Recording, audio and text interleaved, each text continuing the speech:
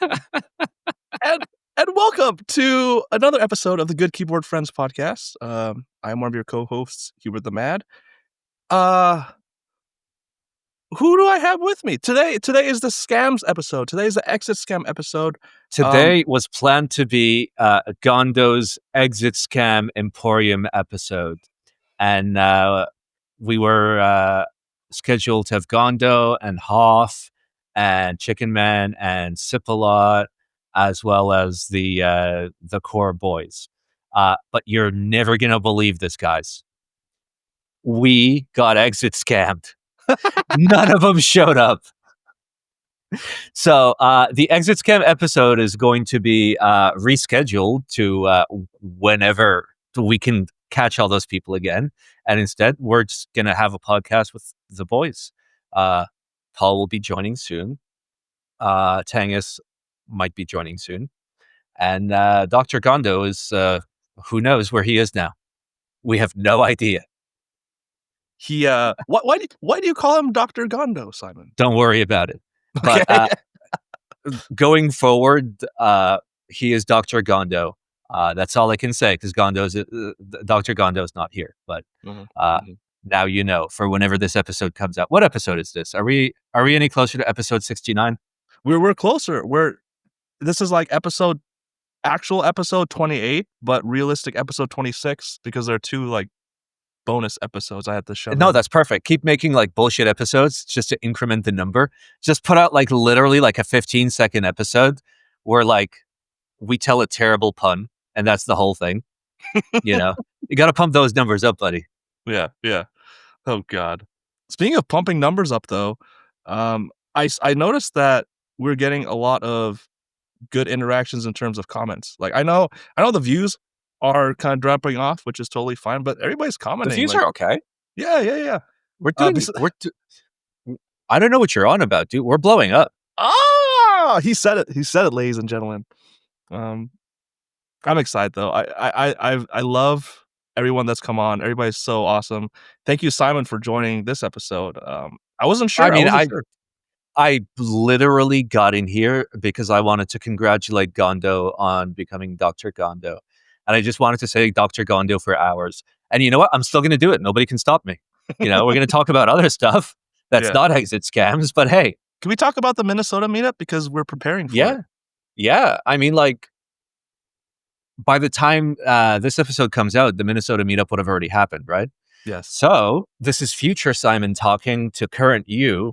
Look into past VODs on my channel, Black Simon Live. This is like the only time I'll ever sell out, because it's going to be meetup content. So there'll probably be like a meetup walkthrough. I might try and do group buy reviews at the meetup. So check it out. Check out the meetup pictures. I'm going with like 100 kilos of like keyboard shit to give away. So like it's going to be pretty lit in the past. It's going to have been pretty lit. All right. So Hubert, what's the plan for the meetup? So Jack and I are coming up. We're meeting Simon and Kate. And you got to say Jack and me. Jack and me off. Jack and me. Jack and me off. No, just Jack and me. Everyone loves Jack and me. Okay. It's Paul. Hello, Paul. Dude, you are amazing. Hello. We are live, by the way. This is already in progress. So welcome, Paul, to the exit scam episode where we got exit scammed by the people that were supposed to do the exit scam episode. Nobody fucking showed up.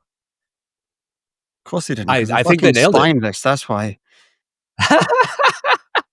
Well, no, it was supposed to be like Gondo and Sip-A-Lot and Hoff. I'm joking. Every single person dropped off for a completely different reason. But hey, legends, this is where legends are made? Heroes are born? I don't know. Paul is a hero and a legend. I legit messaged him 5 minutes ago and I asked, hey, are you at home? Hey, do you want to do this? And I saw him on Discord, like on mobile. I'm like, oh, dude's probably out. Jack and me are driving up to Simon and Kate. We're going to hang out Friday night, and then Saturday we're going to head up to the meetup, to the Minnesota meetup. And we're going to have a blast. Yeah. Is this your first meetup in the States? outside of the Iowa meetup. Yeah. And So, it'll be the first for me. I skipped the. I mean, I couldn't do the DC meetup because it was like right after I arrived. There wasn't enough time for me to like do travel plans and stuff.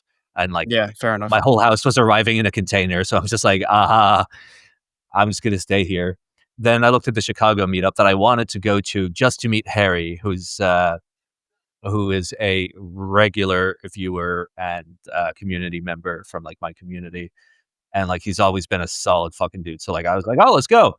And he's just like, oh, I can't go to the meetup that's literally next to my house because I'm busy. And I'm like, okay, I guess we're doing the Minnesota meetup then. yeah. Makes the most sense. I live in Minnesota. I can't not go to that one.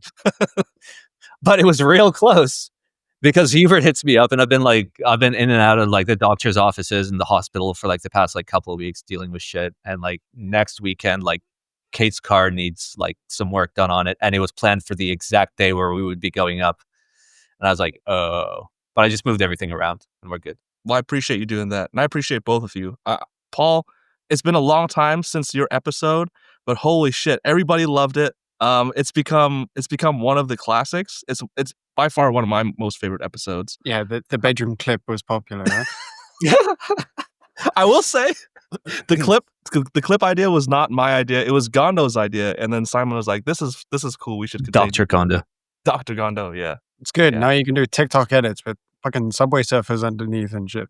Yeah, and you got to use the AI voice that like says random shit that has nothing to do with what's on the screen, and then randomly flash like really cute dogs and cats. It works. And fuck it, yeah. But every idiot on the planet is just like nonstop consuming that. We're so cooked. Paul, you're pretty cooked because like you don't do TikTok, but you do the Instagram reels, right? Right? Don't fuck a lot of me, Paul. Yeah, Instagram Like, is what a little what bit brain rot suspicious. do you consume? You don't want to know. I mean, Okay, I'm asking okay, you. I'm the asking you as safe a work- friend that's like The concerned safe for for you. work That's all. answer. The safe for work answer is cars, watches, perfume, MMA. Yeah, but you're on Instagram, so it's also titties and ass nonstop. Actually, no. I know. I got that out of my algorithm. Oh, how did I you have do it? defeated the algorithm. Yeah. Well, because he had a lot on there, and I was explaining to him, I'm like, dude, like if you interact with this, you're gonna see more of it. All right? Because he was complaining. He's like, oh, I always see a bunch of this. I'm like, I don't fucking see anything. I just know that there's going to be certain people in the comments that are going to call me out on this. Yeah. So we'll see when this goes up. I gotcha. How have you been though since we last talked to you? What's been? I know you were doing racing. Like, what are you doing? Are you a professional I went racer? I went to Silverstone for Formula One. Met with Elias again, and I got to meet Jay. And like I was, like I've known Jay for like how many years now, but it's the first time you see him in person, and I was a little nervous. And then within like 30 seconds, Jay is like cool. the chillest dude. Yeah, you know me and my anxiety, so I was like, oh, what's he gonna be like? And then like I met him, and he's just the chillest person ever. Yeah, and Elias's brother also came. It was really nice to just have a kind of a small group going around. Weather wasn't so nice, but I mean, it's Britain. yeah. It was a wonderful British summer. So 5 days there, and then I went to Ireland then for another 11 days after that, and it didn't rain in Ireland until the very last day. So really nice. Got to see the house and stuff. I was away from work, but you know how moms are. It's not mental work; it's physical work. It's a farmhouse after all. So yeah, no, but it was really nice. Really nice to kind of spend some time with her and fix some things up and have some proper food. And that, God, I'm getting old now, but the small things matter, right? So it's yeah, that's I kind of enjoyed that. How was the food? Because the only thing I know, it's not even Irish food. Well, Guinness, I guess it's kind of a food, right? No, but I mean like simple things like fresh beef or like fresh meats.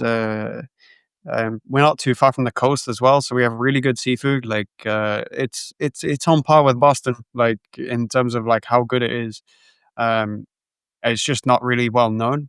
But yeah, no, like I don't know. It's just kind of being there was kind of nice because I have a feeling I'm probably not going to go back again. So, well, at least permanently. But yeah, it's just nice to have some time and nobody from my office is calling me and things like that. So when you That's get older, amazing. you learn to appreciate this kind of stuff. So Was there any specific foods that you were craving, or you're like, oh my god, I've forgotten how this tastes, or it's just the freshness? some and the fucker in the quality? comments is going to be like potatoes, and I'm going to lose my fucking mind. Okay, unironically, like Paul, you do like potatoes, dude. Potatoes are fucking great. Potatoes are lit, Like- but like that's the only thing people think about when it comes to Irish food. I mean, spice bag is not Irish, right? Yeah, it fucking is. What is spice? bag? Okay, then that. What the shit? But I mean, spice bag is Chinese, and Irish Chinese is not exactly Chinese. So it's it's. Oh my god! Okay, like how do I say it in a different way? Yeah, nothing beats mom's cooking, right? Like, and that goes for Yeah, everybody. So Yeah. like, Well, okay, it- no. One it's thing like that. beats mom's cooking, and it's grandma's cooking. Oh, speaking of grandmas, Buongiorno. Hey, Tanghus. Ah, dude, Boy! you look spiffy. You decided to show up, and Hubert's Oh like, no. please come, please come. Everyone's We had to ding-dong. drag Tanghus into this. Like, thank you, dude, for showing up. I know you were like super fucking busy, but you saved us from getting exit scammed by the Exit Scam podcast. Why get exit scammed when you can get entry scammed? Oh, I literally just got out of a crawl space, into the shower, hop on Discord after, and I just see, oh no one's here. Well, to be fair, I posted the bat signal and pinged Tanghus and James. no. Thank you, Tankus. Thank you for being here. I But know isn't it- you're on vacation, like supposedly, right? I mean, nothing's a vacation when you're a house owner. Is it really correct that like the beige knight likes the bat signal? Isn't it opposite? Like I thought I was the Gordon here. Oh, that's Man. true. What? Dude, I just work here. I don't fucking know. I just show up when they tell me to show up. That's it. You Bro, know. I was asleep on the couch, and he was just like, "Hey, you home?" Oh no, you were sleeping. I'm sorry. Oh no, that's Paul's favorite weekend activity, sleeping on that couch like in the middle of the day when he could be out actually doing something. Damn. I mean, shots fired. oh no, it's not shots And fired. then Like Paul works I'm- real fucking hard, so like fair enough. I'm awake at like 5 a.m., but no, I'm passed out at like 1 in the afternoon just because. Oh. Well, It's because you summer, get that like- you get that McDonald's into you, you know.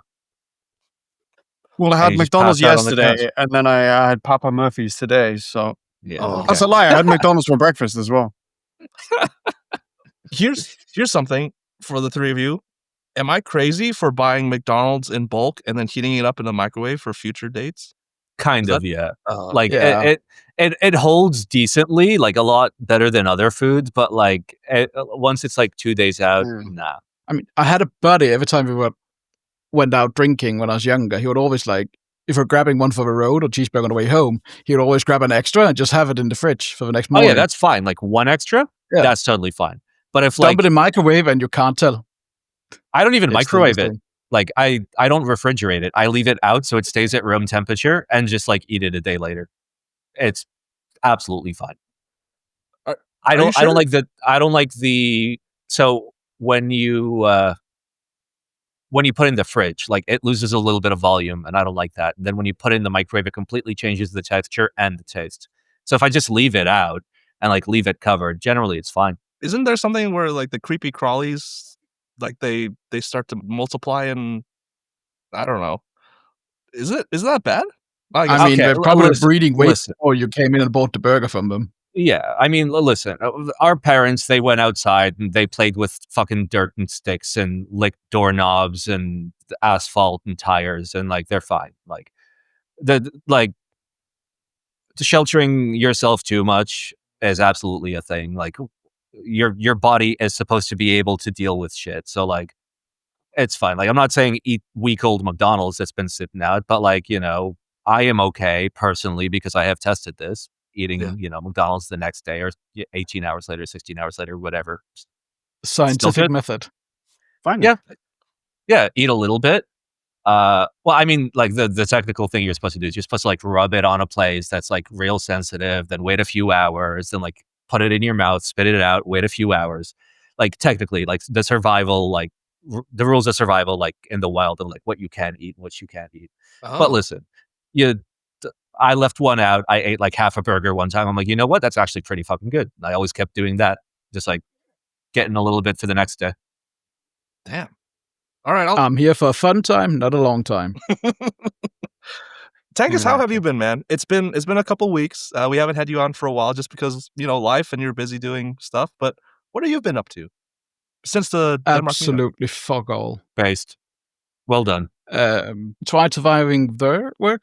Wife came home for visiting her mum. Then we had 2 weeks where we had to do stuff around the house.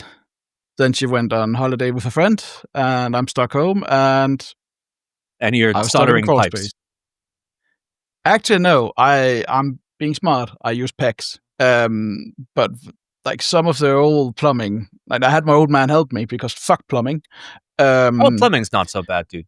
No, plumbing is not so bad when you're building a new system, but finding the fucking converters, which piece goes where, what are you stepping up, what are you stepping down, where do you need to do what, how do you need to figure it out, what steps do you need? Fuck that. Anyway, the piece of pipe we took out, like it's old, like iron water lines, classic stuff, took it out, lifted it up, no daylight to be seen. So I guess that's why it's just all rust. All rust, all. I mean, we have a lot of calcium in here, and also ochre in minor. So that just builds up over time. How do you clear it? Like you blow real hard or what? You don't. Oh. You take a sawzall and cut off the bad bit, and then replace it with a better bit. I mean theoretically, you were supposed to be cleaning those pipes over the like many, many years by doing like the proper treatments and whatnot. I live by the pirate code. Cut it off and replace it with a hook. I gotcha. So you've just been up to, if you're not at work, you're renovating the house or you're doing house things. Yeah. I mean, listen, we all know this. Once you become an adult, a free time is time where you're just like, well, I've got these million things to do. Let's do like 5 or 6.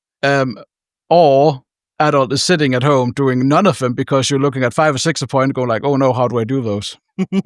Paul agrees. And then you just sit on your couch and just complete misery. Yeah, Paul knows this. I mean, past weekend, James did stop by. So we did go watch some good old-fashioned hill climb. Oh. Watching some 30-year-old cars trying to tame the mildly annoying hills here. It's good fun. And beers.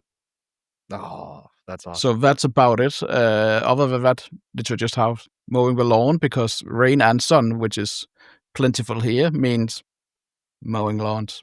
I've shown Tanghus my lawn, like pre-mow and post-mow, and this is not a euphemism. Pause.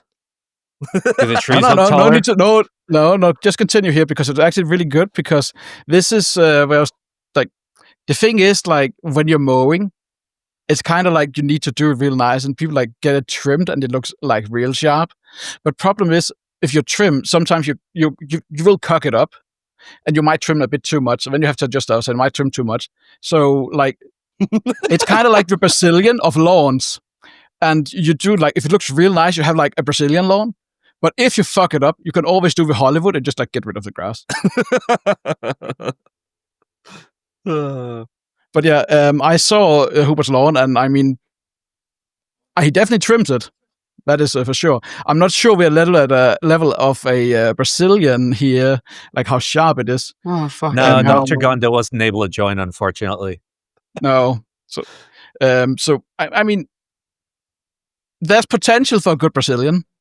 But obviously, there is also the space just to like get rid See, of it. I'm a firm believer in like the other interpretation of Brazilian because like Brazil's got the rainforest, so you just let it fucking grow all wild. You don't trim it, you don't touch it.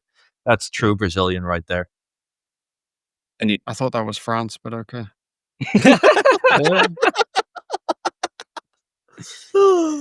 Which brings us to our sponsor, Manscaped. Thank you, everybody. Wait, Manscaped- See, I've been here enough times; it doesn't shock me anymore. Just like stone face through it. I'm gonna keep this short because I know Tanghus and Simon don't give a fuck. But besides Mario and Luigi, another super famous plumber is Conor McGregor. Paul, did you watch MMA last night? This morning, yes. Oh, yeah. This morning. 6 a.m. No, 8 yeah, 6 a.m. Are you like angry at the world for all these MMA events being at stupid hours for everybody but the US? Or you just learn to cope with it? Cope. I mean, who gives a shit? Like, I mean, I if watched you the Super like, Bowl and it's in Oh, dog yeah. shit hours, and you have more commercials than actual game time. Like, I'm so used to which American is why you television. watch it after the fact. Like, I've always watched Right. shit after the fact. Like, why am I going to watch? Like, I did watch the Super Bowl live up until the point where I'm just like, okay, there's no coming back from this. I'm going to go sleep. Like, I stayed for the stop it. He's already dead. Like 45 minutes, and it eventually got to the point where I'm just like, nah. Like, I don't give a shit about football or like any other sports. You know, I was just there for the memes. You know, for the content, but there was no content. You know. Stop it, he's already dead, but somehow Atlanta still throw it. Like, I'm not over that. It's been so many years and I'm not over it.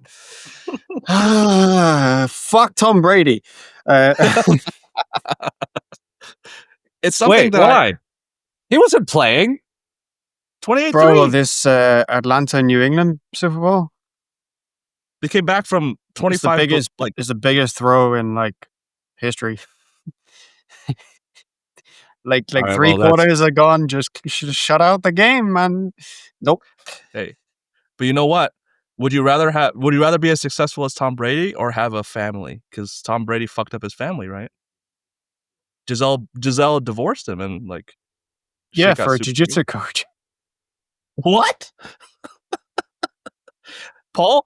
Okay, can I share this? We can cut this out if you don't want. Paul has been sending me pictures and reels ever since he found out and I found out that we both like MMA. So he's been sending me these funny Instagram reels and things. I'm fucking But scared. most recently, Paul sent me a picture of his MMA equipment. So his gloves and his shin guards and things like that. Paul not only practiced jiu-jitsu, but he also did MMA training. Like, holy shit, many dude. Did you years know that, ago. Simon? Many years I ago. mean, isn't like MMA just all of them? So if you do one of them, you do MMA essentially. Well, you need to do like one and like another for it to be mixed, right? I mean, everyone can fight dirty, so you could just like take one of the dull ones, like Sure. jiu-jitsu, and just fight dirty. Then it's MMA. Yeah, Was this jiu-jitsu is fine until you've got a very sweaty 30 plus Go kilo on. guy on top of you and you just can't do anything. It fucking sucks. So yeah, martial arts But can't then exactly that's save the- you there. That's the point, but he gravely miscalculated because you're Irish. Are there I didn't park in the gym. It's fine. Like, are there more girls that do jiu-jitsu or guys? Like sweaty 40-year-old it's the guys? national sport here. Well, national sport, but it's every Emirati actually has to do it when they serve in the military. So Oh. and they bought ADCC, so they're pretty proud of it, I guess. But it's been so many years since I've done jiu-jitsu. Would I go back to it? Maybe. I don't know. We'll see. I prefer kickboxing. I really like kickboxing. I've done a bit here and there in the past few months. I don't know. I'm old. I don't know, Paul. Like we've all seen you and like your like your frame and like you're a thin boy, right? So like, If you're gonna just say, for the "Oh, you're job gonna you want, snap," no, fuck that. I'm saying, Paul, get into sumo wrestling. Go the opposite fucking way, dude. They won't see it coming. Like we all got that Right? like one friend in like in the year when you went drinking, we all had like that one friend. People like they would severely underestimate like every single fucking time. I mean, that's Paul. listen, I'm plus 5 kilos since Simon left. Bro, that's about how much I lost. That's actually good because like it's good to get a little more mass for sumo wrestling because have you seen those boys? Those are some big boys. But 5 kilos on my frame is not exactly enough. You have to remember it's percentiles we are calculating in here. True. Well, here's a question for all of you. Say you have to pick one like martial art out of the many, and you're in a fight. What would you pick? Like for me, I feel like something on the ground because once somebody grabs you, like if you don't know how to do jiu-jitsu or wrestling, you're kind of fucked, right? Yeah, but they're All just right, let going me to give slam the you on the wrong ground. answers first. Wait, let me give you the wrong answers first. Track and field and target shooting with a gun. Those are the two. So I pick one. Honestly though, for me, like I've been in one like street fight, and the best thing to do is just fucking run away because it's never worth it, right? Unless somebody physically grabs you. If you're outnumbered, you always run. It's the smartest thing. Yeah. If you're in a street fight, the one that oftentimes works, just like pull it from down here and just like swing up. Like depending on it, they won't see it coming. Yeah. See, the secret is to get crazy. I've been in multiple fights with like multiple people where like I won the fight against multiple people just because I was crazy. You just got to be crazy fucking enough and like take hits that like you shouldn't be fucking taking and just walk it off and throw punches, go for nuts, go for whatever the fuck you can. Do you take your clothes off shouting? Oh no, I kept all my clothes on. As a matter of fact, halfway through, I started wearing more clothes just to fuck with them. Or how about just like have one of those theater syringes in the pocket and just go like before you start, look them in deep in the eye and goes like. I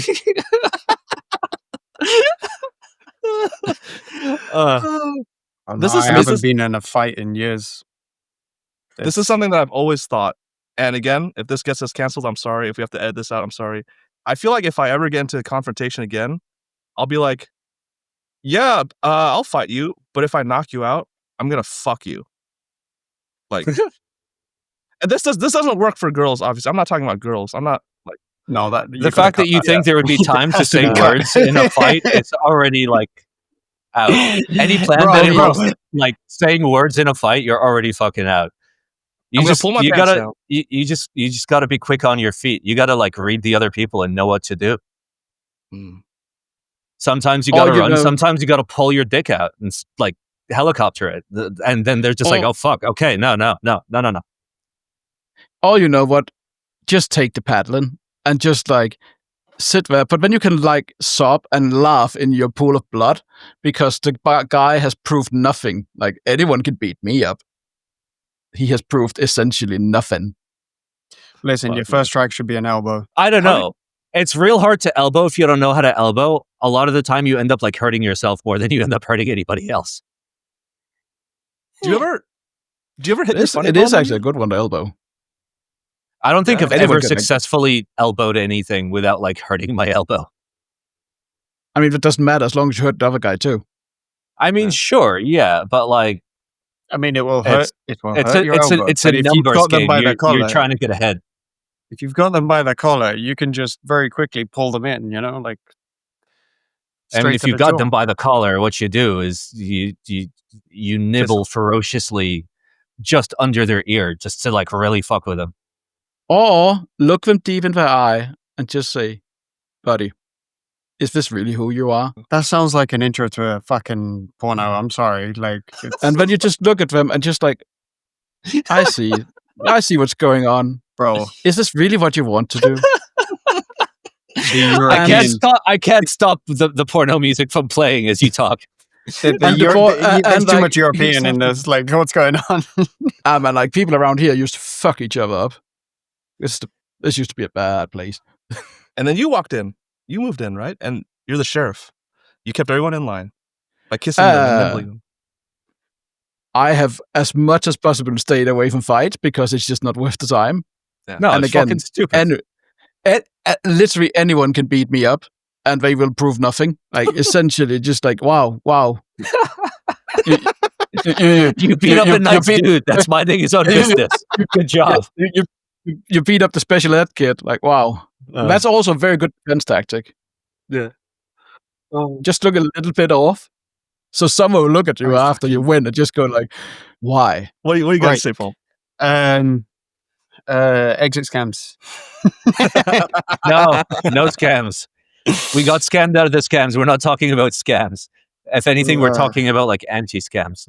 What are the quintessential signs, just in general? Obviously, a red flag doesn't mean it's going to go bad, but like for me, it's the lack of communication. When that happens, you're like, oh, fuck. Listen, if she speaks a language that you don't speak, that's a huge red flag. Be fucking careful, okay? You got to learn that language. Yeah. You should have told me that years ago. I did.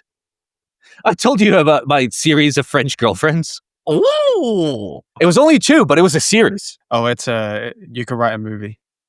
The stories are classics. Paint me like one of your French girls, Simon. Oh no, I have learned and I have passed this information on, and it has helped many people, good friends that I've just told. I was like, listen, French girls are fucking insane.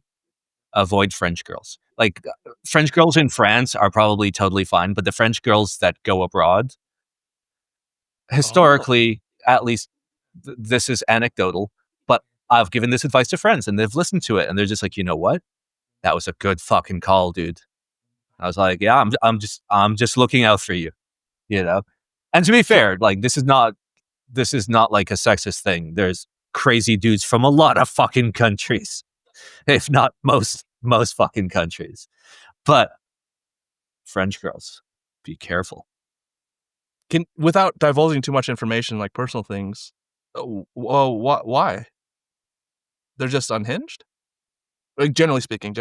You know, as much as the Good Keyboard Friends podcast is like a nice open space, this is something that I'll share with you in person because it's a hilarious story, but it divulges like too much about like where I lived and what I did. Yeah. It goes way too far. Well, all right. Here's a question then. What's the craziest shit that you've done for a girl that you can share on this episode? When you say for a girl, like it could go like, can we go either way? Like the time that like shit. No. Well, I'll start. It's kind of tame. It's kind of tame, and then you guys can give your takes. So, I went Mormon for a girl for 2 years because you join a religion for a girl. You know that's normal. That's fine. There's nothing wrong about that. You travel to different countries for a girl. Travel to Italy for a girl. You know that's fine. That's nothing too weird. Yeah, I also I also pretended that I had an Asian accent for a girl because she had an Asian accent fetish. For some reason, I know I don't talk like American. I have some sort of a weird accent, but it's not like I talk in Asian. You've just got a West Coast accent. Yeah, but that was hard for me. Like, I don't want to say it because this is gonna get too racist. But yeah, we've done stupid shit for girls, but I just want to hear some of your funny ones because those are my funny ones. They weren't funny at the time. That reminds me of there's an Asian American military man, and then he's like, yes, you know that gif where he's like, I think I'll use my credit card. Oh yes, yeah. Oh, jeez. Oh my god, what have you done? What have you done, guys? What have you done for a girl? Doesn't have to be like super stupid, but just something funny. Or you've all been upstanding gentlemen. I have been an upstanding citizen and cannot elaborate further because it would conflict with my First, Fifth, and 14th Amendment rights. I can't tell you because then she would absolutely kill me when she comes back from holiday. I mean, I'll tell you something cute. Like I moved to the US like young, but I didn't speak English before. And like I learned 2 sentences before moving here, which was my name is Simon. I am 6 years old. and I don't understand. That was the only two like sentences I walked into the US knowing. In 3 months, I learned fluent English for a girl. Like in 3 months, I could talk flawlessly. Like I had the vocabulary, the pronunciation was like mostly there. I mean, like it was like before first grade. So like, but 3 months, I went from speaking zero English to all the English. And to be fair, like it's because like my parents got me like really good tutors to like teach me the language as fast as possible. But like for me, it was for Lily. Oh, shout out Lily. I know you're watching. You're a good keyboard friend. I highly doubt it. Paul, lay it on us, Paul. No, but what was it, Leon? I am an upstanding gentleman. No, I haven't like done No, anything Paul's a good drastic. dude. I haven't done anything drastic. Like it's just I don't think everyday Paul is shit. capable of like doing big crimes. Like you're just wired wrong. Like you can never work in politics. You can never be a business owner. How are you going to survive, dude? I tried being a business owner, failed miserably, but it's okay. Oh. Didn't exit scam. I am so looking And forward yet- to your political career. Honestly, if I had my way, I'd go back to Ireland. I'd open 10 nuclear plants. But then, I want to be an Irish citizen just for that. That's nice. like when I was back there, like just the cost of fuel and electricity bills and stuff, it actually. I mean, insane. wouldn't like offshore wind be like top tier for like Ireland? So the amount of space you need for wind versus nuclear, and Oh yeah, the of course actual you're going to get way cleanliness more of power it, density. and a nuclear plant can last 70 to 100 years. I think the return on investment is better on wind, and that's like the only plus. It's only Like- that. It's only that because the US introduced, God knows how many different requirements for nuclear reactors to be built, and it increased the time to build reactors dramatically. It's in like the Yeah, but 80 how did I think Ireland 85? how did like Ireland get the short end of the stick? Because like France went like all into nuclear. Oh no, we don't have any nuclear. That's the point. I'd go there and I'd be like, hey, nuclear. Coal and oil and stuff in Ireland's really expensive. So, yeah.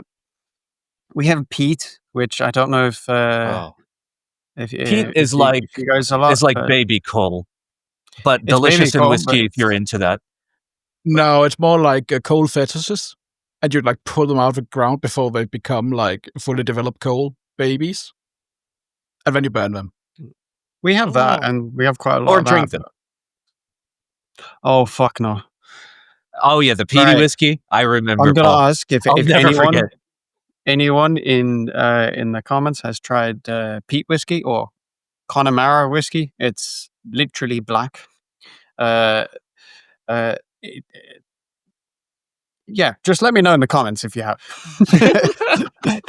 I'm not going to describe it anymore. It's an experience. Steal her, Paul. Do it. Steal the violet. It's been so long since I've seen her.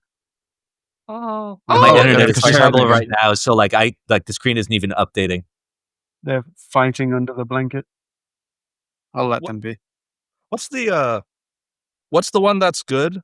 Fission or fusion? Nuclear fusion? Fission, right? The one that's hard to try and Fusion is the one that we've been struggling with. Fission is how we make bombs. I mean, like And once it's also once how we make nuclear power. But like the idea to be fair, once we crack fusion, that's also how we make bombs. yeah, for sure, I don't want to because it's like infinitely more powerful. I always wondered that because It's like hydrogen bombs that's like high in the borderline getting, it's like first step towards actually getting to fusion. Yeah, because you're Wait. like to detonate a fusion bomb, you use a fission bomb. So and to detonate a fission bomb, you use a conventional bomb. So like it's like boom, boom, boom. When you get to the third boom, it's wild enough to where you get some fusion in there, but it's not anything you can like use for anything besides boom. And also you won't hear three booms. You'll only Oh hear yeah, one. it's just one boom. Like it's If so you even fast. hit- It's like speed of light shit. It's wild. Like Yeah. after the conventional explosive, like the runaway, like actual reaction is stupidly fast. Like it doesn't have time to finish before it explodes, basically. Like only some of Oh. it happened. Like the explosion is only some of it. Because otherwise, then like you wouldn't have fall off. You wouldn't like there wouldn't be like it wouldn't be dirty when it blew Right. up. The reason I love asked how we that- fucking got into this. No, well, the reason I asked that is because I had an astronomy teacher many years ago in college, and we were talking about like energy sources, fusion, fission, stuff like that, and I totally forgot until Paul brought up like he's gonna open 10 fusion reactors, but Yeah, he's just gonna plop 10 suns into Ireland, which Yeah. ultimately is actually gonna fix all the issues at the same time. I mean, that would absolutely make Ireland prosper. Am I wrong, Paul? It'd be more sunlight. There'd be, I mean, like you could like cache that sunlight with solar panels. Plus, you got the fusion. It's free. It's gonna be real bright, so it's gonna scare off the you-know-who's. I don't know. I think it works. The whole point was I'm not going to have a successful political career, which is why I went out of my way to say something like that. And you guys have gone off on a tangent then to, yeah. I'd vote for you. Well, what is it with a lot of these famous like athletes and people running for office? Manny Pacquiao did it in the Philippines. Conor McGregor is trying to be a. Connor's never going to get into the parliament. People don't have the brain cells to understand that like voting is not a popularity fucking contest. No country in the world knows this. Every country votes based on fucking popularity, how much they like the person. You had Arnold so Schwarzenegger stupid in California. So I mean, before that, Reagan was an actor. Reagan literally was an actor. He wasn't anything else. It was the equivalent of picking a guy up off the street and slapping him in office. And look, he's done more damage to the world than like a lot of other people. Evil tongues would also say he was nothing more than an actor in the White House. Well, yeah, I mean, the White House was for sale since 1910. Oh, Paul, are you coming to the White House UFC event?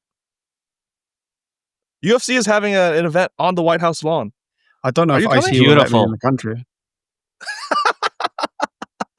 Oh, white Irish guy with an Arab name. Suspicious. Yeah, like, you just have to tell him. Seriously, it happened to me. It happened to me that the last time I went to the US, I was a tiny, angry 10-year-old, 12-year-old kid who like had his ears sticking out there like fucking elephants. And they literally said over the intercom, "Can passenger alley come to the front of the plane, please?" Oh, like I storm up, and it's like, and there's air marshals there, and it's like, what the fuck is going on, you know? And me being like an angry 12-year-old, it was like, "Oh, you can go back to your seat." I'm like, "Yeah, thought so." We like, holy shit! I don't know. Like, I use the JD Vance meme a lot, so maybe I'll be blocked. You know? Yeah. Like the Norwegian guy. Have you ever had occurrences like that happening again? Because we were talking on a previous episode how Simon never gets stopped. I'm joking. Like, dude, I'm so lucky in the airport. I thought you were serious. That is a real story. It's a real story. Yeah. But no, like I've got family in the US. It's not like it's very easy for me. And also, Abu Dhabi is one of the only airports, one of the very few airports in the world, that you do your immigration clearance there. So, like technically, you enter the US in Abu Dhabi, and then you fly across as if it's a domestic flight. Oh, dude, that's how I flew in from Canada. Like I entered the US in Canada and then got on a flight. That's amazing. Abu Dhabi, Dublin airport is also the same setup. But yeah, it's actually super easy for me to get to the US, but I need to justify why I want to go, and right now it's kind of difficult to, you know, like, am I going to work in the US? I don't know. No, you just come to check vacation, out the yeah, site. Fuck yeah, vacation, fuck yes. Like we got the Corn Water Tower, bro. It's like 10 minutes away. It's so good. Yeah, you got your bike. Yeah. Wait a second. So can you tell me about the pre thing again? Because I've never experienced that. This is for any of you. You can go first, Paul. I mean, like, it's fairly simple. You basically go through immigration and customs like outside of the US as if you're inside the US, and then it's treated as a domestic flight. So when you land, you just get your baggage and fuck off. It's great. It's really nice if you have that as an option. I've never experienced that, but I would love to, because the last thing I want to do is to go through immigration after a long ass international flight. So what you want to look up, like the specific thing you want to Google is like foreign port of entry. So like entering the US, you always enter at a port of entry, but some port of entries are outside of the US. So if you get a list of those, you'll know like, here's places I can do it. Man, I guess I'll move to Abu Dhabi now because I want to do I mean, like also Hubert, you have Abu to keep in Dhabi's mind actually that like, amazing. yeah, Abu Dhabi's lit. It's like not exciting, just not like parties all the time, and I presume there's like zero nightlife, but it's real clean, real nice, like lots of greenery and whatnot. It feels like an expensive city for sure when you're there. And people just come there, go to work, go home, crash out on the couch, wake up next morning, go to work. People drive to and from Dubai. That's an hour and a half just to work in Abu Dhabi. I mean, it's an hour. Oh wait, no, like during like normal transit times, maybe an hour and a half. But I've always gone super late, so any vehicle I've taken, I'll like look at their speedometer. I'm like, that number's 40 too high. No, it's 140. That's the limit. Oh no, but I've seen them drive like 160, 170, like in the 120 area before. The professionals, they know the spots where they can just fucking send it. It's like an 8 fucking lane, wide ass, perfectly straight road. I've been in a car while somebody has driven when the fog was so bad you couldn't even see the taillights of the cars in front of you.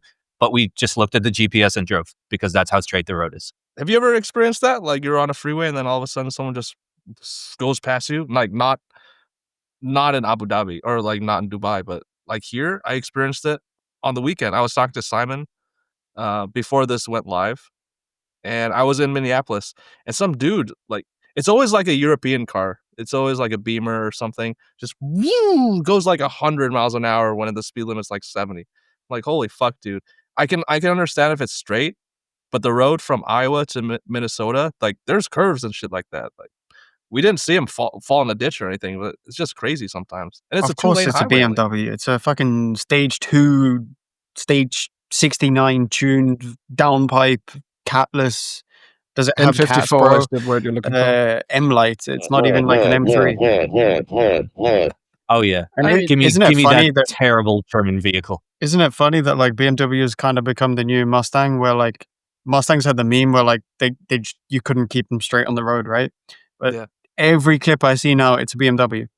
So because and that's saying something, because like all the new shit, like there's a lot of tech in there made to keep idiots like on the road. Like it basically like it drives itself. The suspension is good, the transmission is ass, and the build quality is ass. But like it drives decent on the road when all the parts work. At least like recent BMWs from like the last 10 years I've seen, like decent. Like when I say decent, I mean like, you know. I think the G80 generation is a better car itself. It doesn't feel as good to drive, but it is like a safer car. It's a lot heavier, I guess. It's also a lot uglier, but that's just my opinion. They're just not great Beamers. Like they're great cars, they're just not great Beamers. Yeah. Like all know that a proper Beamer starts with an E. E36, E46. Yeah. E36. I like the poopy ones. I'm gonna be honest with you guys, like even like older M3s, like even like the Prize generation, I don't think they were good cars. Like they're a good platform to like if you're gonna build something fully custom, but like reliability, they were never there. Performance, they were okay. Fun to drive, they were good but not great, you know. The only good thing on Beamers of that generation was the brakes, basically. Is like hold up. The which generation are we talking about? Pause. Hold up. E30s and E40s, basically.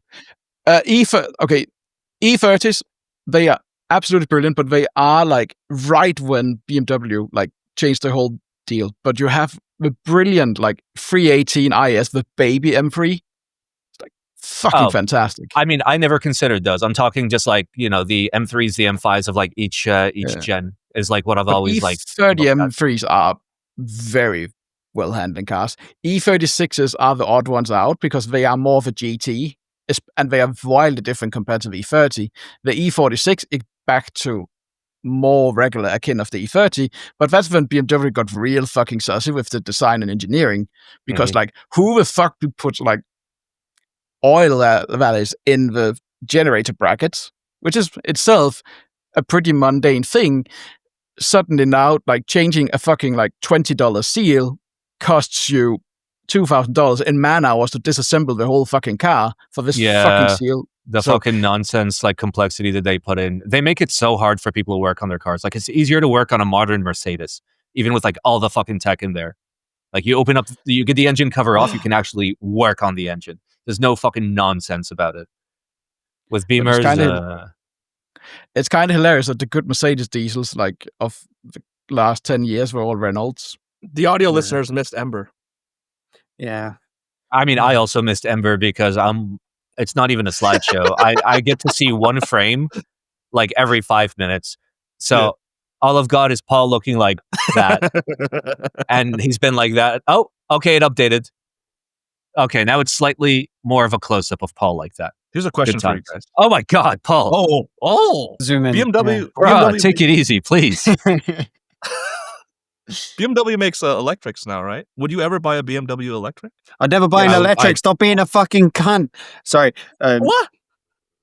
You don't like electrics? I live in a petro state. That's my answer. Yeah. I think we have dramatically Real missed cars the mark. use Peat. I drive a 5-liter V8. You think I'm gonna drive a But the Like sound. I'll drive a good hybrid. I don't mind driving a good hybrid where like I still have the power and like I get some of the efficiency. And like Corvette ZR1 basically- X. I mean you can get like plenty of shit that's like decent mileage with like a big enough engine nowadays. And like in terms of environmental impact, they're helping a lot more than electric vehicles are. Because for electric vehicles to work, all the governments need to like actually stop taking the millions or trillions or billions of dollars that they're getting fucking bribed by the oil companies and like set up infrastructure that makes sense. Where like legally there needs to be a gas station every X miles. Legally there needs to be X amount of charging points every X miles. We need to make sure that like that energy comes from like sources where it actually makes sense, where you're not burning a bunch of coal to power electric vehicles. You need to get the energy companies to stop being in bed with the oil and gas fucking companies as well and stop overcharging people for something that has reduced in price in reality, but people are paying more for than ever. So if you solve all that, yeah, electric vehicles work. Oh, and also like actual like decent ways of getting lithium and cobalt out of the earth and decent ways of maintaining and disposing of said batteries, because even like huge EV batteries are just a buttload of these guys, just 18650s, just in parallel or in series, depending on like how it's set up. But this is your electric car technology. We've got fuck all. Like theoretically, there's a lot of work to be done, And I hate to say it, but Tesla did a lot of good work. Not in terms of building a car. Their cars handle like shit, feel like shit, are uncomfortable as fuck, and barely fit together as a car. But like the energy management systems, the heat management systems that they're like actual smart people developed are amazing. Yeah. So like take that and like figure out like a better like drive and like energy storage platform. Try and regulate and incentivize people to actually own electric cars, because the only way that a government can get people to do a thing is if they incentivize it tax-wise to do said thing. That's why people get married. That's why the UK did that. And then they took it away. Oh, I wonder what happened. Surely they didn't get bribed by a whole bunch of rich oil executives again for the 800th time. But no, I wouldn't drive electric. There's no soul in it. It's like driving an electric. Like you have a Goldwing, right? Like why would you ever buy an electric bike? I'd buy an electric bike because they would have instant torque. No. There's plenty of good fucking electric cars. Like we're talking like $1 million cars, but like I'd drive like a fucking 1500 horsepower all electric like 4-motor car that can do insane fucking bike handling. Bike. I'd go electric. Yeah. If I had the same range and had more torque, I don't mind. Like more torque is more good because like when I drive a bike, I primarily engine brake and don't like brake with like actual brakes because it's a bike. So like electric would actually be real fucking beneficial there. Instead of like, wearing out a transmission, using a generator. I don't mind. The issue is like, it's too expensive. The governments and charging infrastructure needs to exist. environment needs to get less cucked. So like find a better way to do it. And then, yeah, like there's nothing inherently wrong with electric. Like you can get power, you can get like wild power, like that, like buries internal combustion. What's that like super bitchin' company that ended up buying Bugatti after they got rich making actual good electric tech? Rimac? Rimac, and that is a very Rimac. interesting construct. Oh, yeah. Because that's them buying Bugatti, but then is it Porsche through Volkswagen buying part of Rimac? Or Oh, it's all fucked up. How like That Porsche one's, like, AG really bad. owns Porsche, but then Volkswagen is somehow I don't like. It's impossible to even conceptualize. Surely we don't have monopolies, guys. Surely there's like people have rights. Surely companies haven't literally robbed every single person. But even in that said, Europe. like living in like one of the parts of the world where it makes sense to have electric, it's fine. It is. I see literally no difference like buying a diesel car for commuting to save on fuel than getting an electric. And literally, like all electrics right now with batteries in it, it's stepping stones. We've spent 100 years like perfecting the combustion engine, and the past like 20 years making it worse. Yep. But I was waiting for you to stop so I could say that, because like engines got really good and then they got bad again. Like the thing is, you have like the trifecta of efficiency, durability, and pollution, and then it's kind of like pick two. Yeah. And that's just how it's, and like I hear that thrown a lot around, that electric cars are soulless, and I do agree. But it's worth remembering that like most of new cars has always been soulless. Yeah. And if you want to sell a product, you have to sell to the masses. So you have to like really do like. So any car guy I can understand is opposed to electric cars because like there's so few of them that are like even worthwhile. But that said, I wouldn't mind an i5 touring, the electric one around here, because it works perfectly great here. It is the cheapest on fuel here, and I mean it's a long roof. It's finally a wagon. So gotta have the actually, wagons, baby. I mean, that's the one thing that really like fucking shit about electric. It's just like a wagon shape is just inherently inefficient. Mm. So you only right now you have like 2 or 3 good ones, and like only 2 of them are really wagons from the German ones, and even worse than like one of them is an Audi. So like that's only an i5, which is totally fine anyway. Okay, so the question, I mean, for me, one of the main reasons why like I would never consider electric where I live in Minnesota is because winter and like battery efficiency in like winter months. You're not concerned about that? At least for like current cars. Like I know that like in winter I'm going to get like half the fucking performance and like waste double the electricity, and I don't like that. It's still in the winter cheaper for me than having a petrol or diesel here. But it's like also worth remembering, because it is valid, because electrics doesn't like it doesn't make sense in many parts of the world where you're largely like coal fueled, because then you're just replacing one with another. But if you are in countries where you have a high grade of like sustainable energy or nuclear power, depending on how you scale it, then it makes sense. Yeah. And also the distances here are like short. Like I live central in Denmark, and like if I drive 2 hours north, I'm at like top of Denmark. If like I drive 2 hours east, like I'm effectively in Sweden. 2 hours down, I'm in Hamburg. So basically, the distances here for me are incredibly short. So the range I have in my car is plenty to get me one place and destination charge. And here it works, and it works in urban planning, but like there's plenty of places where it just doesn't work. And it's the current generation of electrics is really just like, a lot of people tend to forget it, even the car manufacturers themselves, is that current electrics are really a stepping stone. We still need to figure out the batteries, and that's where they've made battery and like transfer speeds as well. Graphene supercapacitors have gotten like incredibly good over the past 10 years, because we've reached the peak of lithium. Like there's not a whole ton of it left we could get, and we can't really improve it anymore. So right now we just get the gas custom. We're also doing it wrong in many places. Like we just take a big ass like basically the Hummer or the Lightning is you're greenwashing because you have this huge. Dude, the electric Hummer vast is system. hilarious. You guys have all seen the electric Hummer, right? Unironically, though, the Silverado is stupid. pretty impressive for what it is, but again, it is greenwashing. Well, I mean, everything's fucking greenwashing these days. Yeah. But like, imagine making like a 10-ton car and thinking that's okay. Like, how the fuck are you supposed to drive around and function in it? It's a fucking it's a train at that point. Oh, I mean, it makes sense. Oh no! Put me down. Put me down. all right, I can only Absolutely. hear her, but I saw her for like one frame. Oh, And now it's she's still on rubbing my herself screen. I'm against very me. happy. No, she cries, but then she Craves attention. Oh.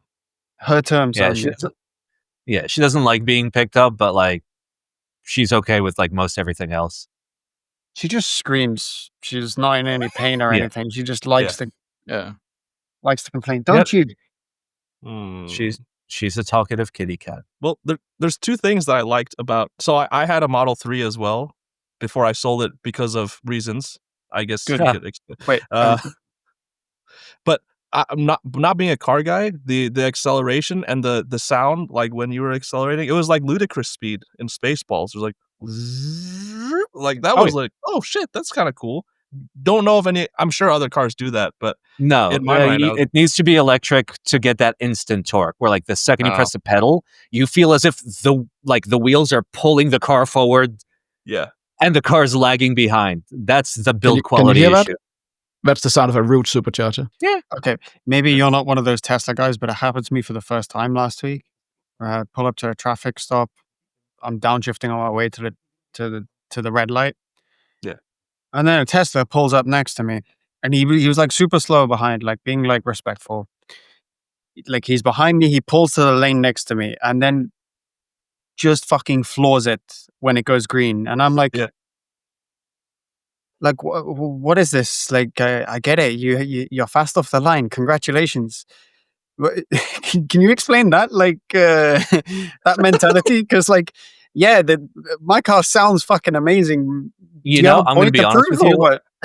Like sometimes if I'm going from point A to point B and like I'm in a rush, but I'm not going to speed, I'll pull to every intersection and just gun it up until the speed limit because I'm on a bike. So like whatever. But Oh, like, he went even in well a car, past the I'll speed do that.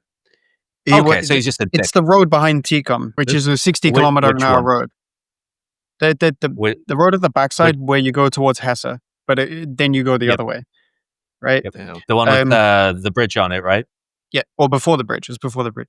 But Yeah. yeah, like it's a residential neighborhood adjacent road, and he just fucking guns it, and he's going like 120 and a 60. I'm like, what's the point, man? Oh, It's fun. what car do you drive, Paul? I don't know that. It's a 10-year-old Lexus. Oh, I thought you were gonna say like some The super best crazy. V8. Hey, It's it's probably like the best car that you can buy in Dubai, all things considered, because Toyotas and Lexuses are all over the place there, and like maintenance and like labor is dirt cheap on those cars, and like you can find parts and whatnot. So they're And it's a bulletproof. fucking They are Lexus. bulletproof. Yeah, yeah, It's they will crazy. last fucking forever, and they hold on to their value. So realistically, you can pick up a 10-year-old like IS, and if it's like it's got a nice beefy engine in it, you can probably sell it for exactly what you bought it for 5 years later. So that's what Paul did, right?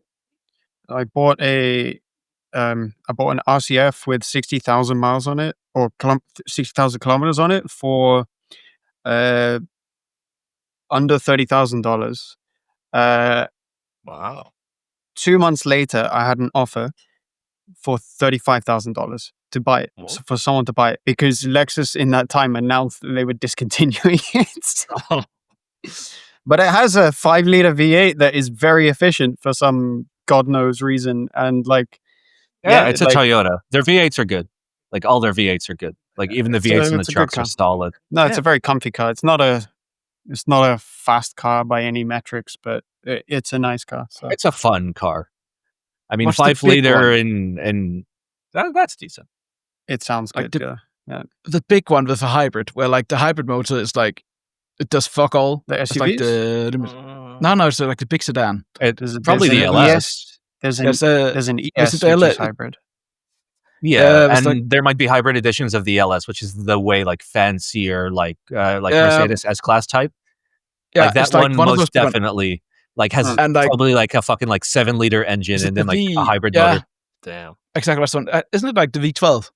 It's like something like absolutely obscene, and then you put a hybrid Lexus's motor behind it. current biggest engine is the 5-liter V8. Yeah, they haven't gone any bigger than that in a But- long time. I think but it's an older one. The new one that they're releasing. Well, there was the LFA, which was the V10 Yamaha fucking god Yeah, tier I don't think car, that right? counts. No, it doesn't. Amazing yeah, car, though. but I don't know. Toyota, they make most of their sales here through like what the fuck is the name of the car? It's the most common like thing you see. Corolla, Camry. The Sunny. Land Cruiser. Oh, yeah. Is it- FJ70, isn't that Well, the one and that's like Nissan the does UN well spec? there with their Nissan Patrol, which is their But the like, Patrol is their a version of very it. popular. Yeah. Oh yeah, Oh man, and the G Wagon is also very popular there. The Mercedes G Wagon. But the best car is the Tesla. Super Safari, The the one that has a Nissan GTR one engine from like the inside of it. 70s. Ooh, Yeah, they slap a GTR engine inside of it and then go up the sand dunes. Like, yep, it's What- terrifying. What do you guys think of Oldsmobiles? I used to have a 1999 Oldsmobile. It was a 4-liter V8, and everybody kept saying like, "Oh, that's a cool racing car." I didn't know what the fuck that meant. You guys are So- car people. Paul and Tanghus wouldn't be familiar with like older American Oldsmobile. automobiles, like I'm Googling it. Oldsmobiles, because like but they some of were them. bulletproof. They were the car to buy for like $500 to $2,000, and to like make sure you're still gonna have a car 10 years later. Those are real hard to find these days, but they had solid engines in them. I wouldn't be shocked if they were LSs of some sort. Oh, like my weren't they God. also be like the Buicks, like the classic Yeah, grandma's so last Buick, car? Oldsmobile, although they were Yeah. basically like off one like production line, so they were all the same like car, like inside, like Were engine they used transmission in wise. stock car racing? Oh, I That's couldn't what- tell you. Yeah, it was like because it was a 1999 Oldsmobile Aurora. It was white, and then people kept coming up to me and like, "Oh, that's a cool car. Do you race?" I'm like, "What the fuck does that mean?" It's like a grandma car. I don't know what.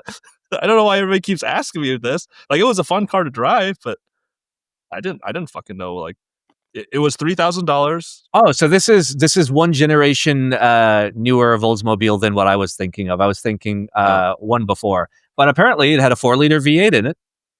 Jesus Christ. That's the last car you'd think it had that kind of an engine in Oh it. no, I mean it's an American It's a car. boat. So like Yeah. it came in V8 and V6, and I'm reading the Wikipedia page and it says V8 before V6. So like they primarily came in V8s. I had to get premium. Nothing but premium gas. It couldn't take anything else. Oh, Wait, that is a nice engine. That is most definitely that's a pretty big V8. No, Like you can't see the full engine compartment, but wow. damn. I shouldn't have sold it then. No, I I mean guess. it's fine, dude. It got you from A to B, right? Yeah, yeah. There you go. I bet the That's all that interior matters. was like real nice. Oh my god, it was so soft. It was leather. Yeah, like Oldsmobile interiors are known for just like being like the softest, cushiest, like leather bound, like fucking like recliners. I mean, It was they made those cars for like grandmas and grandpas, so like they're real easy to drive. You know, they've got enough power in them. They're reliable. You know, they're comfy. I love that car. One of the stupid things that I did for a girl was I drove that car from Iowa all the way to Oakland, and it was during the winter where there's this mountain range or like a pass called the Donner Pass from Vegas. Doner kebab. Yeah, kind of, and and it was so bad that there were construction people saying that if you didn't have 4-wheel drive or chains, you couldn't go. And I was like, fuck it, I don't know what that means. So I kept going, and thank fuck someone stopped me at the very end and they sold me some chains, because it was like I was crossing through that pass and I was seeing cars left and right in the ditch and shit Just like that. moving sideways, Yeah. moving up, moving in directions you never fucking expect. It's wild Dude. to watch cars just like it's wild to watch drivers that like don't know how to drive around snow or like are like they're out in the open and they're in a rear wheel drive car and just fuck all they can do. You just watch them just like moving this way, moving that way, slowly sliding off the road, even though they're hitting all 4 brakes and you can see the tires are locked up, but it's still going. Yeah. All those people in the all-wheel drive cars being surprised that all-wheel drive suddenly turns into all-wheel no drive. It's also. I mean, a lot of the like more recent, like if you got anything from like the last like 15 years, this all-wheel drive, you're generally okay in snow unless your tires are like cooked or something. As long as you're not like flooring it or doing something stupid. All those edge cases where you need to like floor it to able to get yourself unstuck, and all your traction control and like anti-spin and ABS just wreaks havoc, and you have to sit and wait like a doofus. Where instead you could have gotten out of that. No, I'm just glad. No, I've always just forced it. Fuck it. Like I've been in rear drive cars, just like stuck, unable to get up a hill. I'm like, fuck it, floor it harder. Yeah, we'll get there. No, I love that car, and I'm glad that someone sold me, like the construction people sold me chains, because I would have fallen off the cliff or something. But the things you do for a girl, right? What is this, Paul? Paul sent me a picture of an Oldsmobile. Like I thought that was like the car you were driving. Oh no! Let me show you this. How do I share my screen? This is what Paul thought I was driving. Okay, you guys are gonna have to wait while this loads. The terrible dustbuster. Bitchin'. Yeah, no, seriously, the things you could do for a girl, or like whatever, however you said it, like this, that's it's perfect, man. You know what's awesome? You don't even need to get fancy. You just need to get a wagon. Like there's so much space for activities. I mean, the wagon is plenty fine. You just get the length. That's all that matters. There's so many minivans here. I love it. Minnesota's just fucking packed full of minivans, and so many of them are red. I don't know why. Really? Do they say free candy on the side? Shit, if only I knew how to read. What do you mean, Tanghus? It's not all about the length. What about the width? It is. I mean, I come from Europe. No, the length is but the length is good.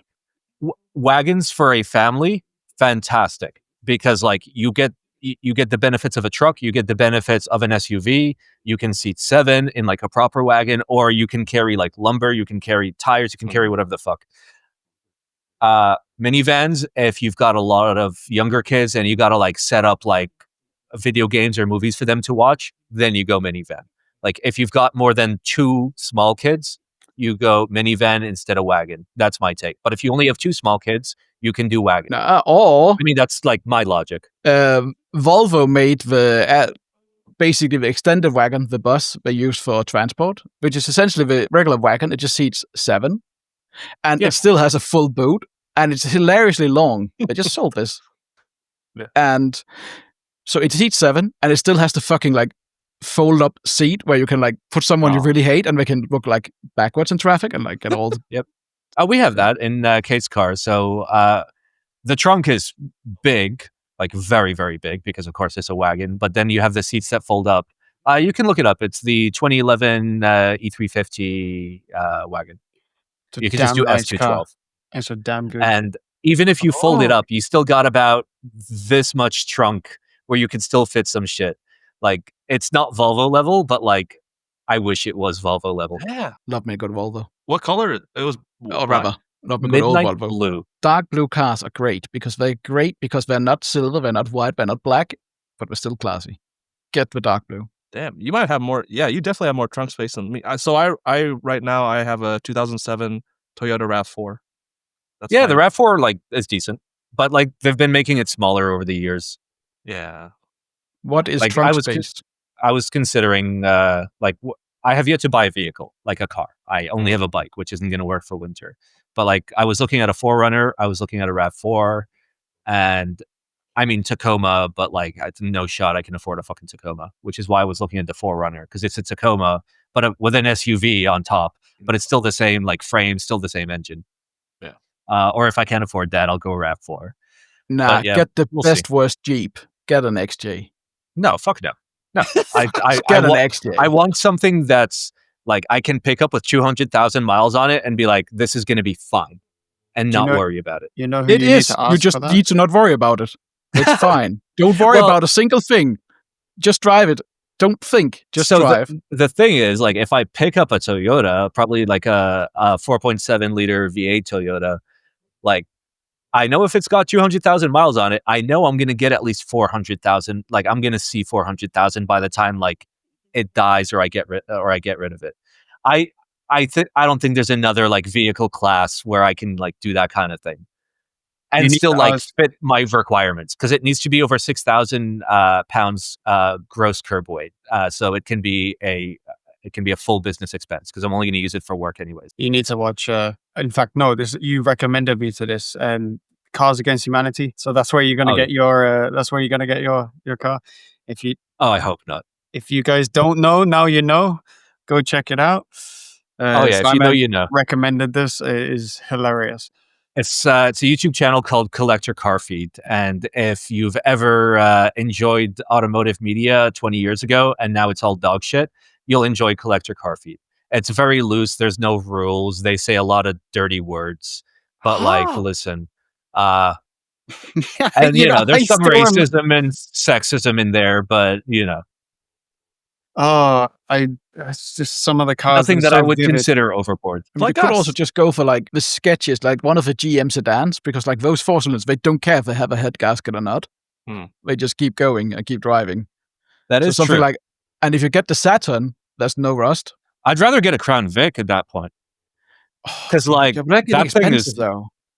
Well, it depends. Like, it depends where you're getting it. Like, they can be expensive because people like want to buy them. But like, if you're watching like local government auctions where like it's not publicized, it's not on the internet, you can go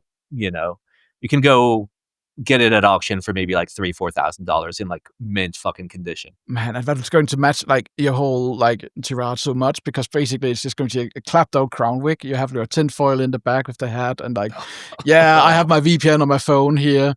Basically, yeah, I have water in the bag and like ready to eat meals. Like, should disaster happen? I feel really personally attacked. I would do the fucking same. I would live the dream. Honestly, crown wigs are great. I don't know why. It would be fucking hilarious if you got a PT Cruiser. Just actually, there's somebody in my tiny town that has a PT Cruiser, and I was driving into town the other day, and they pulled up to a stop sign, and I gave them a thumbs up, just like real stealthily, because like I couldn't not do it. Get a Nissan Cube. That V6 though is actually like it's one of those engines that you can't, and you can't really kill it. It doesn't really care. It just goes on. They had a special one that was like a V8 or a V10 in the PT Cruiser. Like I think it was a special edition that like looks a little bit different if I remember. I mean, they did some funky ass concepts, but like a PT Cruiser is actually pretty good call on a cheap car that you just drive if you don't give a shit about any of it. But like the good thing about like a Saturn is like that GM 4-cylinder doesn't really care, and like there's no rust because it's all hidden under the plastic. That's true. And when you can't see it, it's not a problem. That's quite true. I have one last question for Baul before, unless anybody else has other questions, we can end it with the segment. Do you still have 30 kilos of Type B in your bedroom? I think I've got 25 kilos now. he ate 5 of them. Oh, where? So unironically, I'm sending replacement parts out to people who like fuck up their screws and whatnot because like I've got nothing better to do. So I'm like, okay, cool. You pay for shipping and I'll send you a new case top or a new case. Because like, what am I going to do with it, right? Yeah. So I got rid of 5 kilos. So that's like half a box less visible to the ladies. Yeah. What's your plan for all that? Yeah. Because like the ones that were supposed to go to Cannon Keys, they've already got those, right? So like what's left is like yours, right?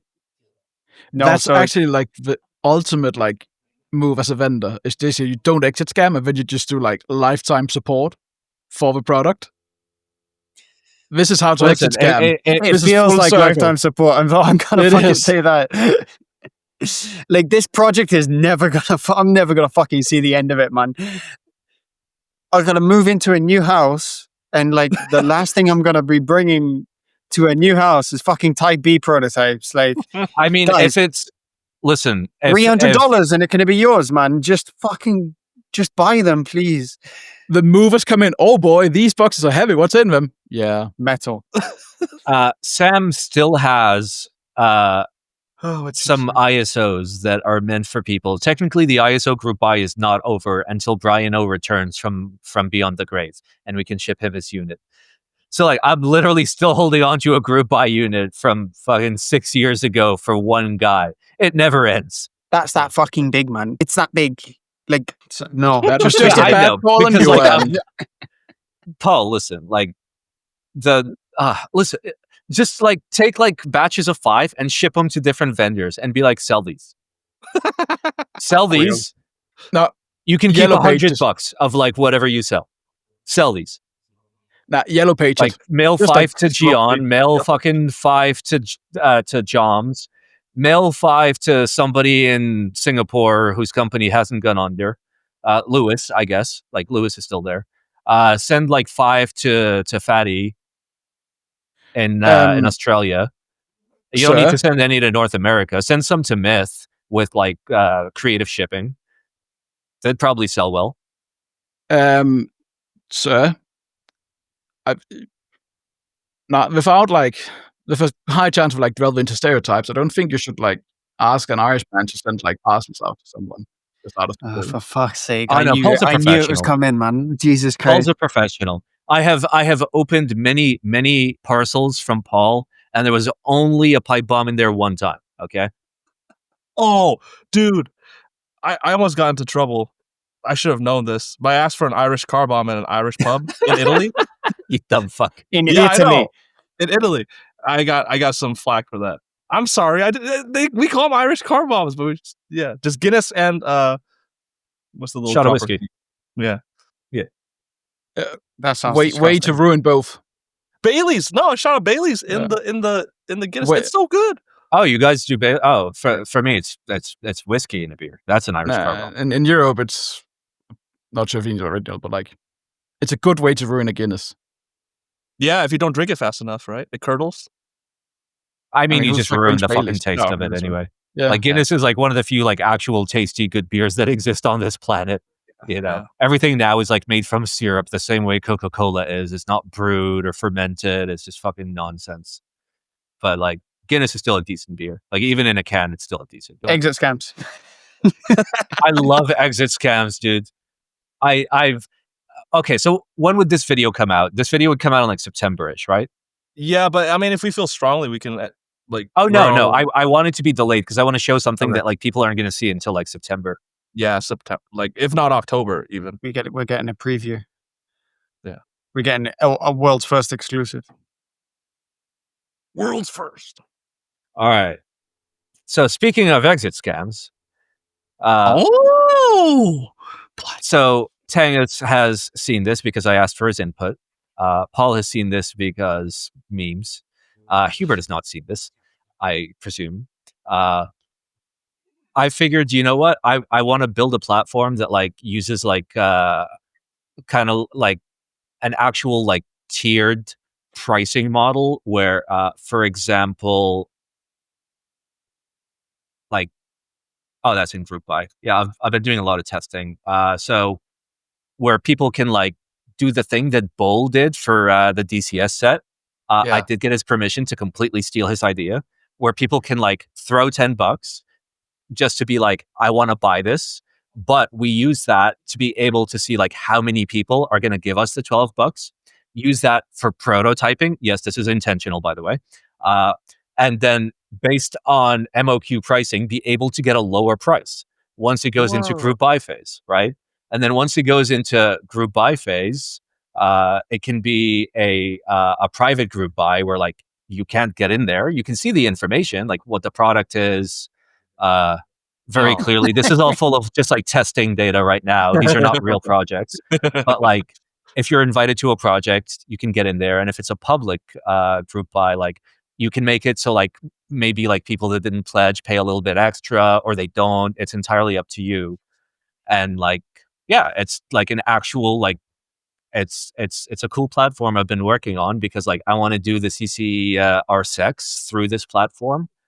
And probably like the key set I'm doing soon and a few other things. So like I've been just building this out and I plan to share it. Like once this is like, when I deem it is good enough, I'll happily share like the source code so you could run your own Like it wouldn't be called BLACKdrop; it'd be called whatever the hell you wanted. No, it needs to be the great. one thing though is if you want to use this for exit scamming, there's a particular license that you have to agree to where you pay me 11% of the exit scam. Okay. Yeah, it's That's generous of you, though. it's Oh, it's there it is. it's a cool website. You can probably check it out once it's live. For everyone, it's dark mode by default. It Yeah. is done in such a way in which there are no cookies at all. There's no tracking. There's no analytics. The one thing that like the website collects is your email address if it's like a private project, and your shipping details once you actually buy something that we need to ship to you, and that's it. It's really tight. What's up, Hubert? Can you explain to me, because I wasn't paying attention because I don't have the money to do it, the bowl blank thing. So someone pledges, but they don't have to necessarily buy the project. They just want to support it with their pledge.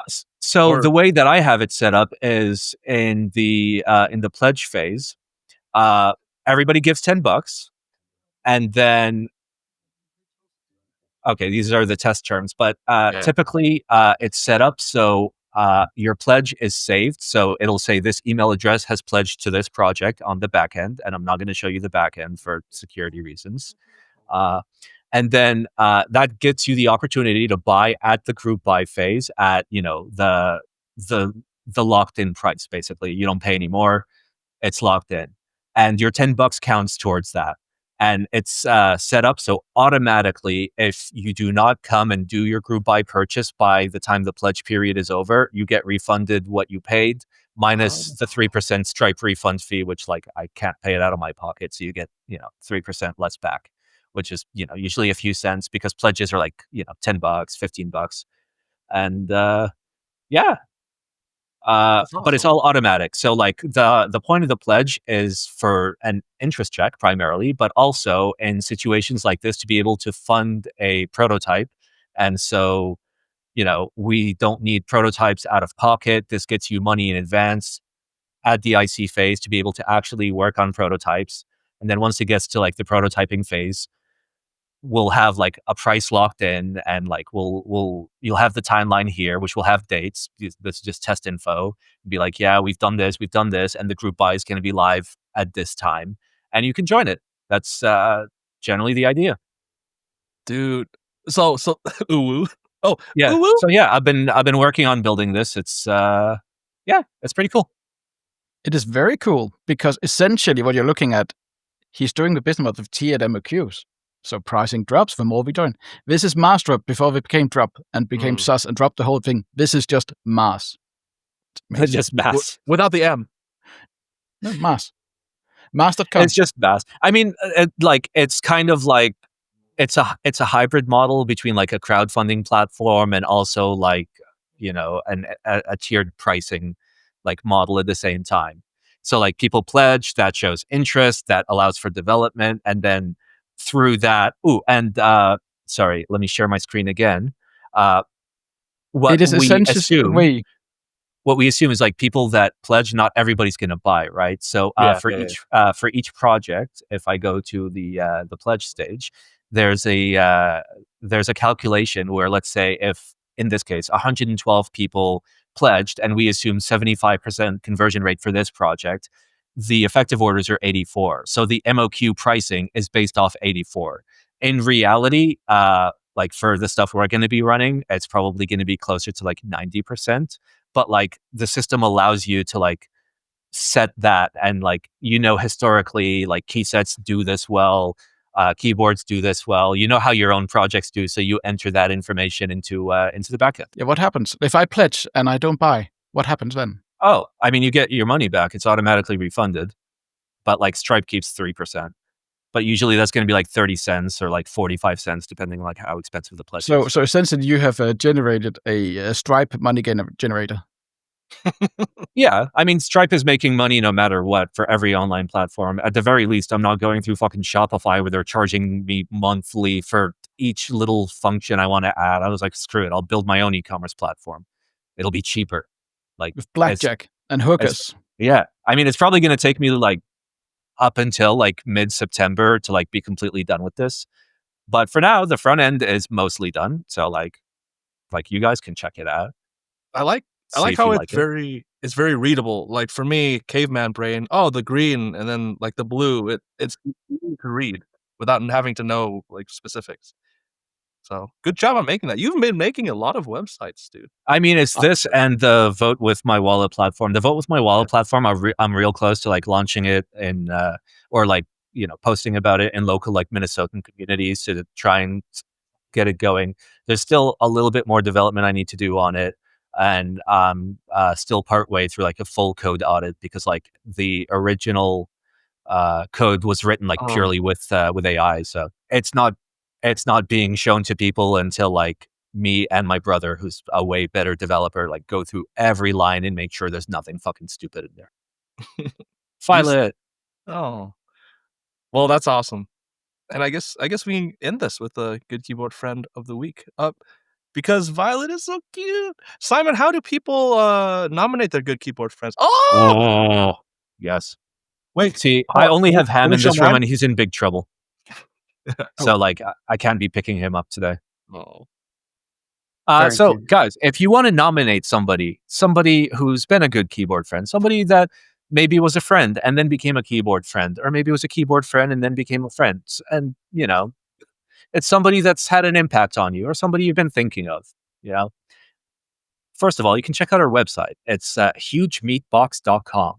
And on hugemeatbox.com, you can find links to this podcast on YouTube, on Spotify, on Apple, on Amazon, on everything you could possibly think of. And there's an RSS feed for you big nerds, by the way. But if you go to hugemeatbox.com/nominate or hugemeatbox.com/nominee, both of them go to the same spot. There's a little 3-field form there where you can type in who you are, who you want to nominate, and why you want to nominate them as good keyboard friend of the week. Excellent. Also, you can just like comment in like the YouTube comments, like that's also totally fine. Or you can DM us, or you can just like write it in an envelope and then light it on fire, and like we'll be on the lookout for the smoke signals. The beacons are lit.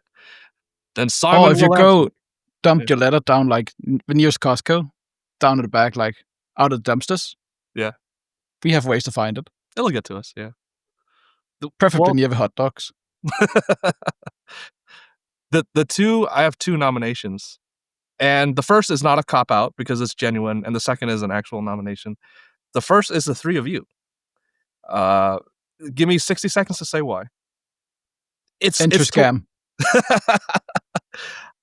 We can fucking make a podcast as long as there's 2 people. The main crew, one of the main crew, and someone else. Doesn't matter who the fuck it is. But the fact that, I'm not blaming anybody. Things happen. Shit happens. The podcast is secondary to life. Yeah, and sometimes you just get exit scam. Yeah, sometimes you just get exit scam. But the fact that not only Simon was willing to stay for this versus, just saying hello to Gondo, Dr. Gondo, and giving him kudos, but also Paul. Like, in 5 minutes, I messaged him. He didn't plan this at all. And he's like, hey, yeah, I'll help out. I'll give 2 hours of my time to just hang with the boys. And Tanghus as well. After, having been on a vacation or doing things at home for the past 2 weeks, hey, yeah, I'll hang out with the boys. Like 2 fucking hours of all 3 of your guys' time is very appreciated. So I want to thank the 3 of you. Like, honestly, the last minute, legit last minute, you guys are true heroes and chads for just popping up. So I want to thank you. I mean, listen, I'm always happy to come and hang out with you guys. I dragged Tanghus in. Tanghus, thank you, dude, for just fucking joining us. I actually joined like 15 minutes past last minute. Yeah.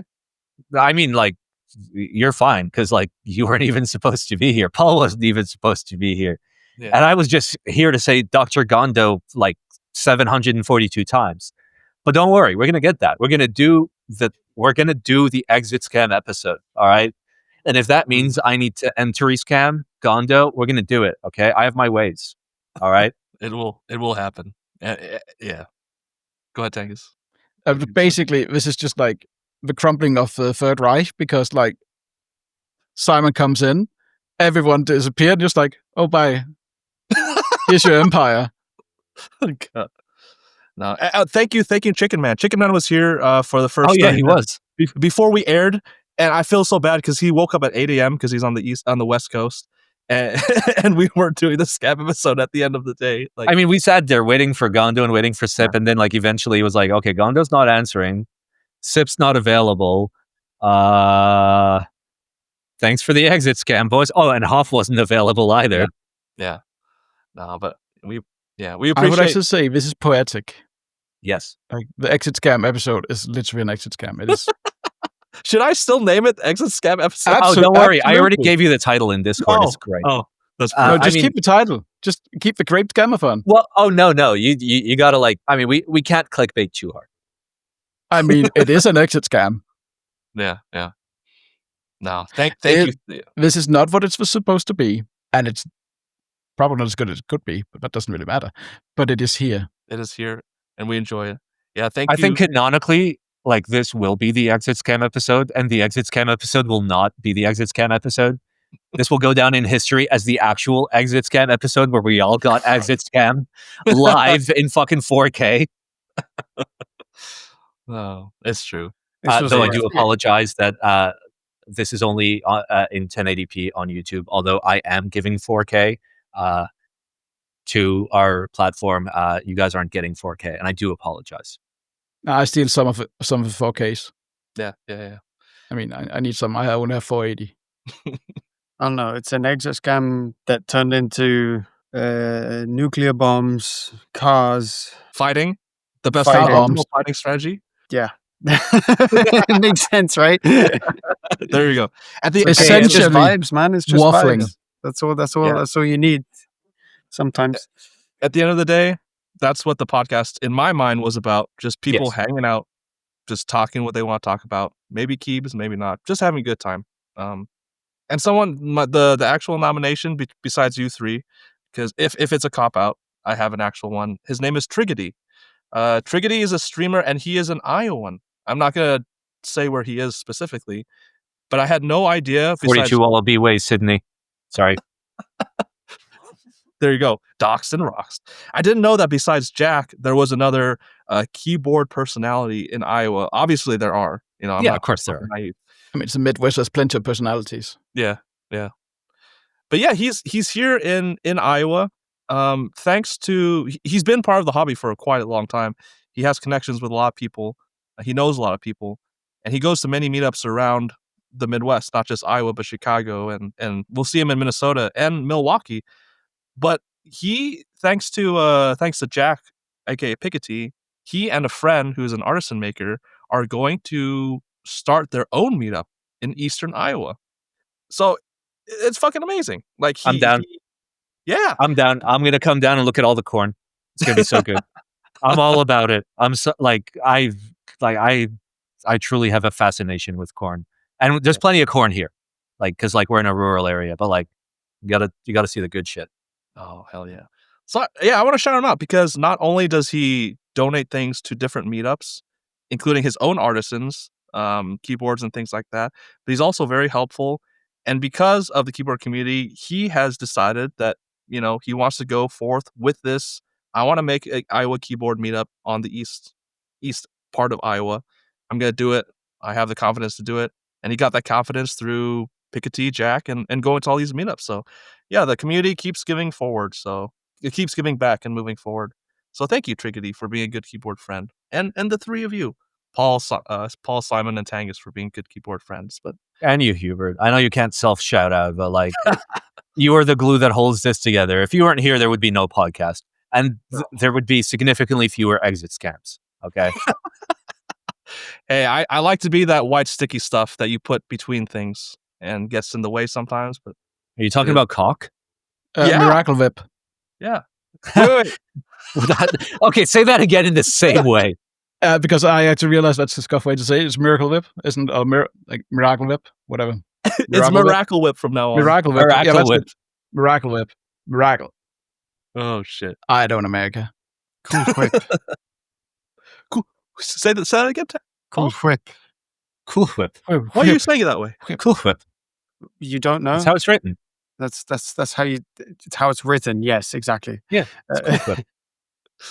Oh fuck. But from all of us from the Good Keyboard Friends podcast, on behalf of myself, Simon, Tanghus, James, and Paul, thank you for being good keyboard friends. and we'll talk to you next time. Goodbye. Bye.